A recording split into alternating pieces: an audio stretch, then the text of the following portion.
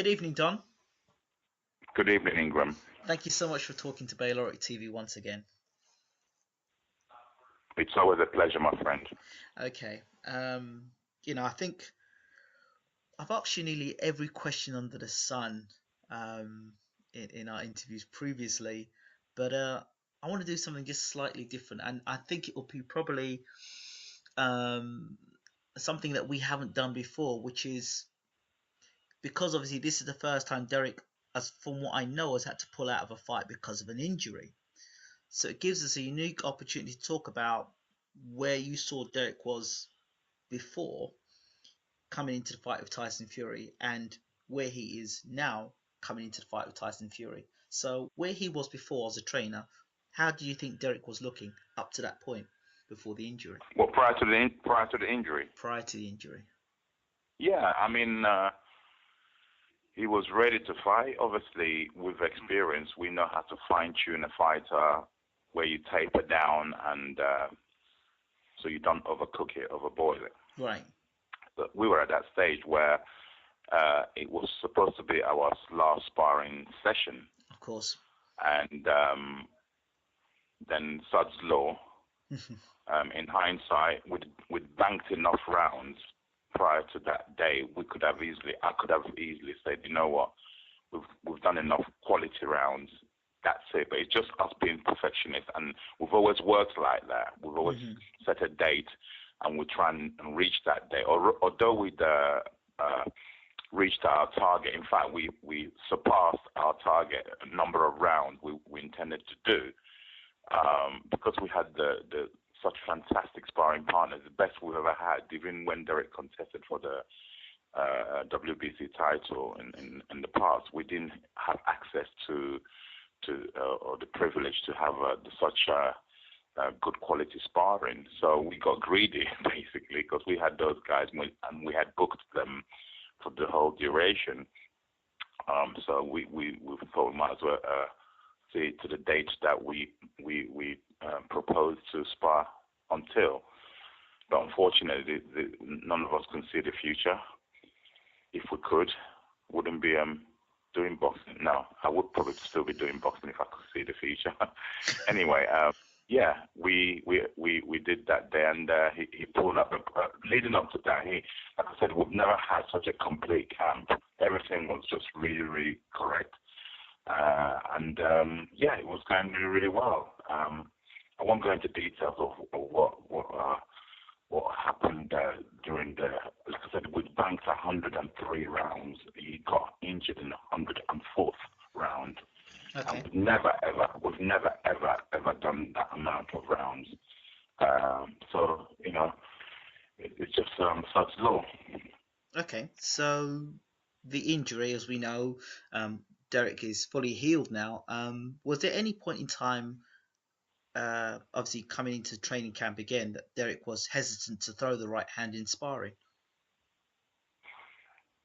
Yes, of course. I mean, look, it's something that we had to follow the instructions of an expert, a consultant, who after the 7-8 weeks, he has to go and get another X-ray to determine whether it's bonded, the crack. Right. It's not a break; it's a fracture. Yeah. Right. Okay. A double fracture. Okay. Hairline fracture. And from the X-rays, they revealed that it had healed. But the consultant will tell you that do not put full impact on it. You just got to go easy when you're making. Remember, our hands, the human hand's not designed to Punch. be using it for what we're using it in boxing. So Absolutely. we have to listen to the, be pretty cautious in your approach to, you have to do physio. You have to do various exercises to strengthen, because you lose some of your grip because you haven't used that hand for anything, for the previous 8 weeks, like I said. So you have to do all the physio part of it, to regain some kind of grip back. So coming back to hitting light bag, I had to order a bag specially in for him to start doing some light works initially, into conditioning the hand back to getting I think the hand is probably what are we? We're like 3 weeks away from the fight. The hand, in terms of percentage, the hand is probably about 85% Right. healed. You know, he's using it, but he's the driver of the vehicle in the sense that he knows how much pressure to apply on it, whether he's hitting a bag or hitting a pad or a human being. He knows what he can gauge. Don't put full force behind the shot. The hand will be okay. There's been no complaints. He hasn't felt a little bit of discomfort here, there, and there. That's to be expected. But Okay. like I said, the hand will hold out. Okay, well, I've had previous injuries beforehand, and I know that if you get injured, if you injure your hand, and even when you're sparring before you're preparing for a fight, there's always that possibility you think, well, I could damage the hand again. And if you're not careful, you can practice pulling your shots rather than driving right through the shots. Is there any possibility that Derek would become mentally in a point where he's been pulling his shots, that when he goes and fights Fury come fight night, he will pull his shots rather than drive his shots right through? No, no. There's always a possibility that, but I don't believe this will be the case with Derek Chisora because, like I said, we're not stupid. He's not Hmm. stupid. The hand, like I said, is as we speak, I believe is 85-90% healed. Good. Yeah, he's been using it. He's been throwing shots. There's been no signs of him pulling shots. Okay. Yeah, but like I said earlier on, he's the driver of the vehicle. The only driver who's got the steering wheel knows what they're feeling. When they've got the wheel. Okay.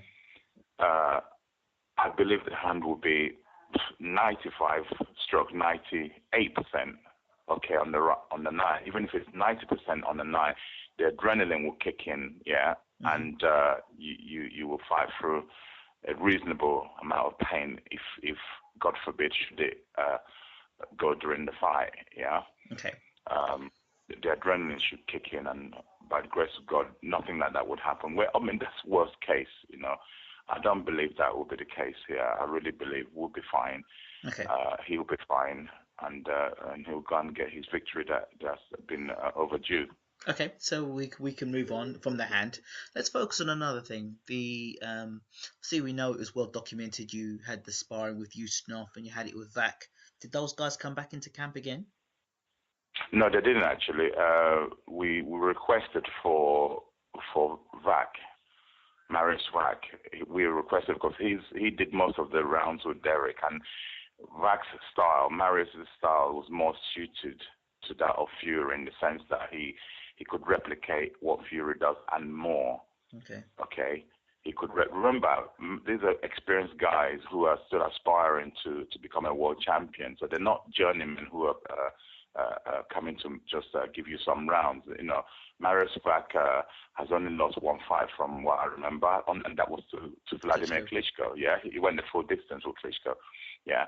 And like I said, these guys are more experienced than Tyson Fury because they've actually contested for the world title in the past. Yeah, Right. Marius Vac has since then gone and won. He won a fight a couple of weeks ago. So he still only has lost one fight to date. So he gave us more than what we needed to. And the way Derek handled it was a really good spar. We don't take liberties in sparring. We use it to practice the things that we can't do. We asked him to come back, but unfortunately he had a commitment to go to America because I think he's trying to change. I don't know too much, but all I know is that he's been invited to go to America to carry on his boxing career. Okay. So he couldn't help us for this period, which is a pity.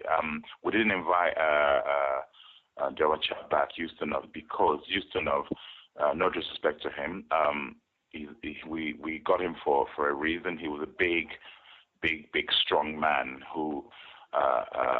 The boxing skills weren't there. We hired him purely for his brutal strength, and which caused partly of the injury. Yes. Yeah, because of his style. Mm-hmm. I didn't really want to put anything in jeopardy in the sense that once bitten, twice shy. Because he's part of it. It's not his fault. It's just one of those freak accidents. Yeah. So I was a little bit. I thought about it, and no, I'm going to leave him out because We need somebody who's got skills rather than somebody who's just coming with brute force to bully you around. Right. We got different personnel for this campaign. Right. Okay. So I would have asked you the question leading to, well, Derek looked well against Vac and Yusinov then against then. How does he look now? I can't ask that question because you obviously haven't got the sparring partners for then now. But what I can ask you, from Derek Chisora Mark 1 to Derek Chisora Mark 2, is you've had more time to practice. So therefore, can you see any more progression from what Derek had as Mark 1 leading up to the Fury fight as to Mark 2 leading up to the Fury fight this time round? Most definitely, we in sports in general, whatever sports you play, well, you don't play boxing, but whatever sports you participate in, you always get better with practice. So the things that we were trying out when in the first campaign for the first fight before the cancellation. Mm-hmm. Obviously, those things are now embedded in Derek's system. Right. Okay. We were ready for the fight before he got injured. Mm-hmm. But obviously, technically, the more time that goes by, the more technically the things that your coach shows you will become a part of your system. You don't have to think to do them. It becomes instinctive. And that's what happened. I mean, this is widespread. I'm not just saying just for us. I'm sure Fury has been working on things, and now he's had longer to work on those things. He too would have improved in that space of time. No matter, it could be 0.5% improvement, it could be 1% or 2% improvement in the fighter's technical approach. Okay, so here's another thing I've got to ask, and it's something I'm kind of using this term because it's a term I'm hearing a lot, whether it be in press conferences or just thrown about, and I think you'd be the best person to answer it. Derek Chisora has a one-dimensional style. He just comes forward and keeps throwing punches. If that is the case, that is the case, then is there a plan B should Fury be able to handle what has been thrown at him in the first instance? Well, that's for you. That's what makes it interesting, isn't it? That's for you, the experts and the fans, to find out on the night. I'm not gonna sit here and tell you anything else except for he's a one-dimensional fighter, and we'll just leave it at that. Now, I didn't say that. I did not say that. Well, that's what you said. He's a one-dimensional fighter. I didn't say Derek's a one-dimensional fighter. I said, in terms of what Fury may have been saying and what people say, well, he's a one-dimensional fighter. He comes forward, he throws punches. Mm-hmm. So it's well documented. Go and watch. I'm sure you've known us for a long time. Absolutely. You've observed Derek for a long time. Absolutely. It's a known fact. He's a come-forward fighter. A come-forward fighter and a one-dimensional fighter. They're two different things. His style is come forward. Some Absolutely. fighters fight on the back foot. Yeah, it doesn't make them one-dimensional. It just makes them a backwards fighter or a front-foot fighter. Where there is a come-forward front-foot fighter with loads of bolt-ons. I'm not going to tell you what those bolt-ons are. Good. And you're not saying this for me, because I've seen Derek fight. I've seen what Derek can do. You're saying this more because sometimes when I do these interviews, for the layman. You understand? The person out there that comes out with these statements and they just say these things. No, everybody's entitled to their opinion. Yeah. Mm-hmm. All these experts and observers, none of them have put a pair of gloves on in their life. I'm not saying they haven't got any right to pass what they see. What they can only base it upon what they see, but their understanding is not deep enough.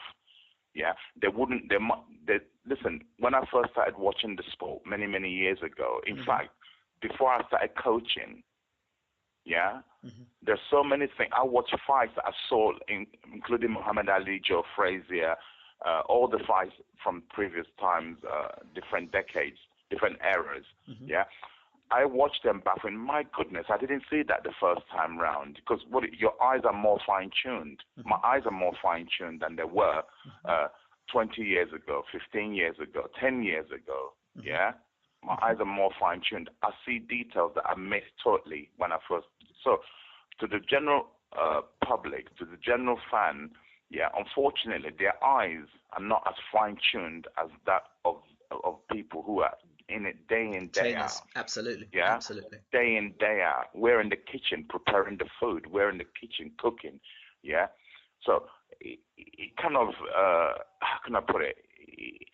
You know, I'll give you an example. For instance, I'm a massive football fan. Yeah. Right. Okay. It's well documented. My team is Tottenham. Okay. Right. And now I'm sure you're the same. Everybody who has a football team that support. How many times do we say the question, how come the manager's not playing so-and-so player? He's wicked. He's brilliant. He's on the bench. Why is he on the bench? Why is he not? There's a reason. Yeah. There is a reason that manager is not playing. Because that manager sees, or the coach sees the players day in, day out. They practice. So he's best suited to know who's on form, who's not on form, who's doing what, who's not doing what. Yeah.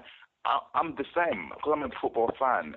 I always ask the same question. How come he's not playing son? So I have to check myself. Wait a minute, don't be a hypocrite, because you're also a coach yourself. There's a reason why that some players don't get played. Absolutely. The game. So it comes back to what we're saying here, right? Okay. I have to. People observe. Yes, they do. They can only say what they've seen. I'm not saying they shouldn't do that, but they should think more sometimes, because Absolutely. there's no one better than the people who are with the fighter day in, day out, right? Mm-hmm. So it's kind of when I think it's unfair when my fight is labeled a one dime, and if that's coming from Tyson Fury, these are the things that's going to beat him up. Yeah, may I remind them, this one-dimensional fighter is the current holder of the European title as we speak. Mm-hmm. Okay, he has also defended it. He hasn't just won it.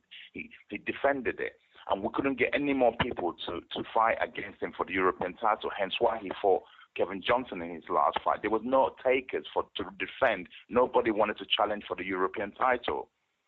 Mm-hmm. Yeah. Then Frank Warren had to go and get Kevin Johnson for Derek to fight Kevin Johnson. There were no takers. Yes. For the European for the defense of the European title.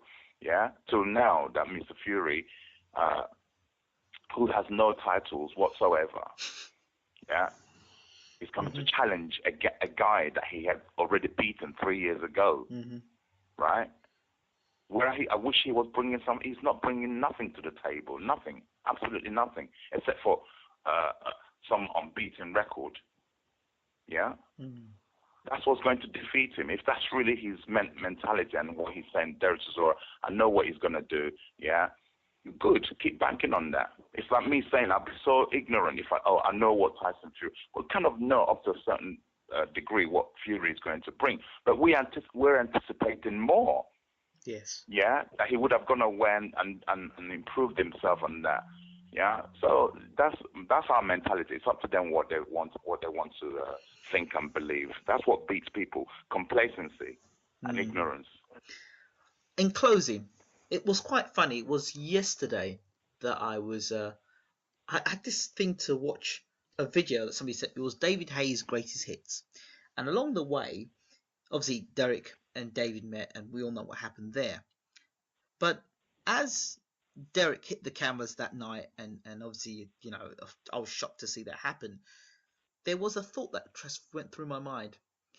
Derek got off the canvas and got back. He started his career back again, or made his comeback, and he's gone on to beat some good quality opposition and become European champion.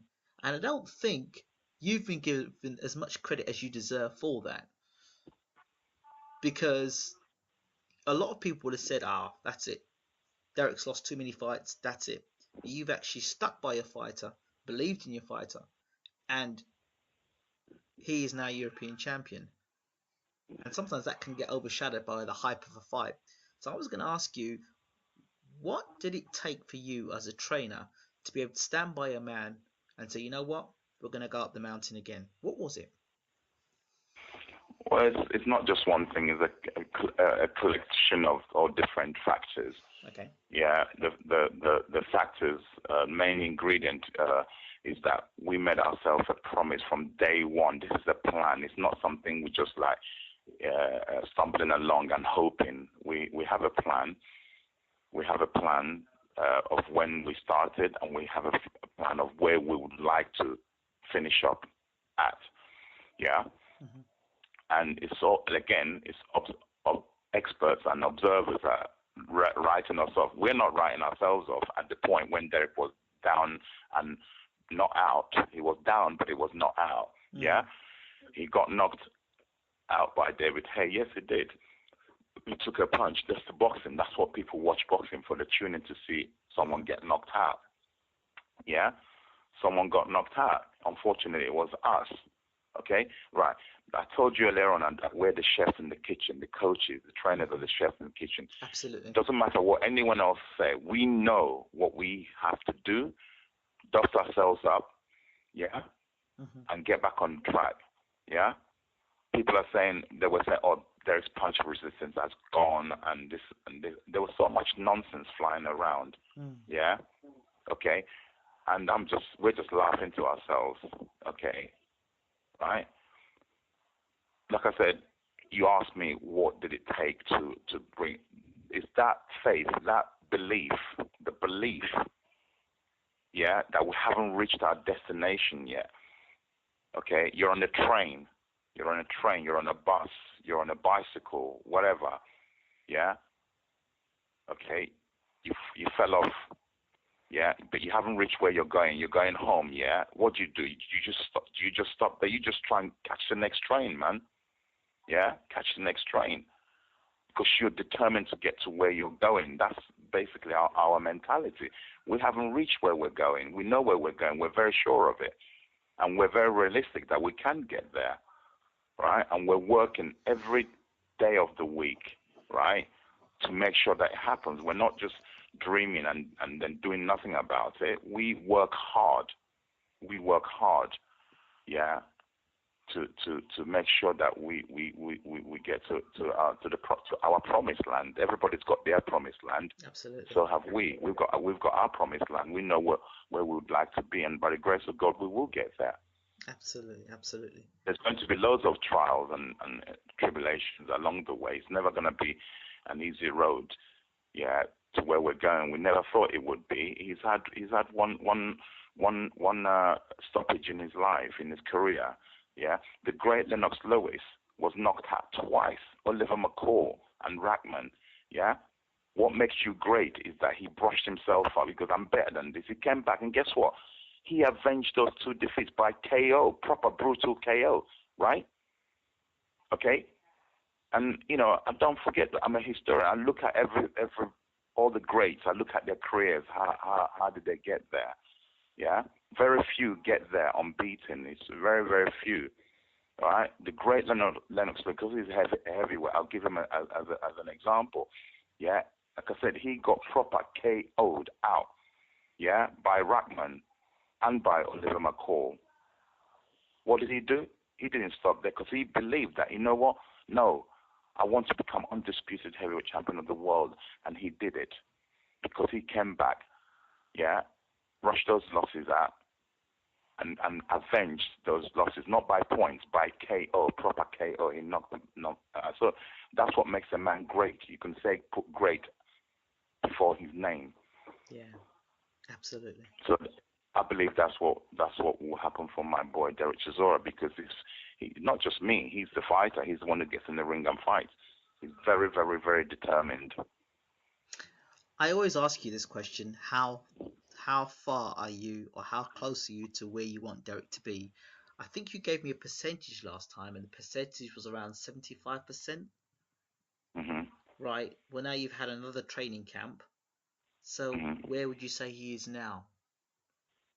generally overall to get into our destination. From Derek Chisora Mark 1, meaning the first Fury fight, to Derek Chisora Part 2, and we're now looking at the overall picture of what we've been talking about, this package that you're building with Derek.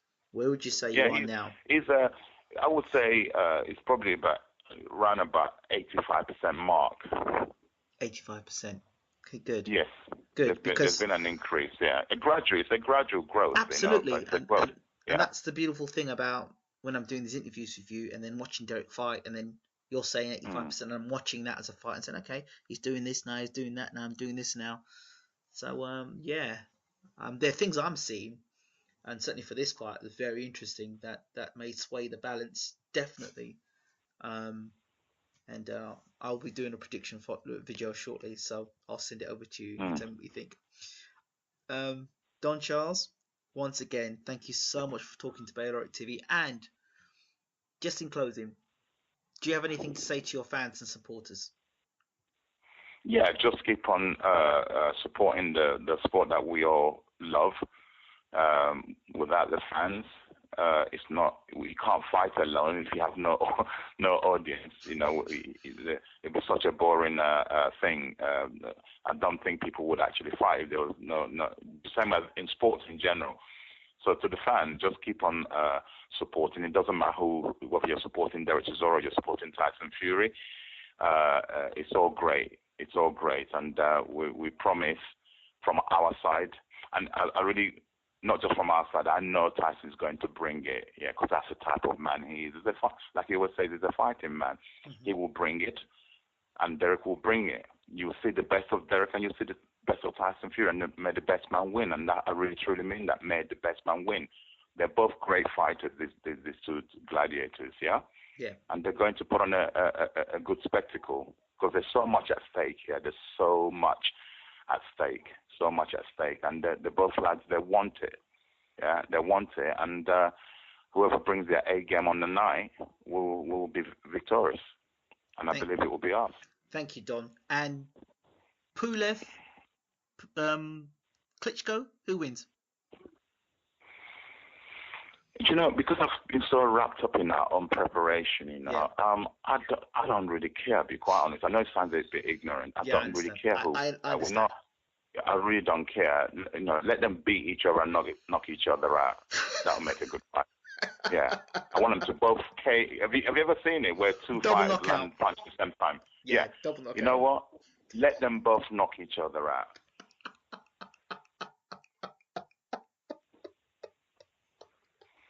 Don Charles, ding. Thank you so much for talking to BWTMONLINE TV once again.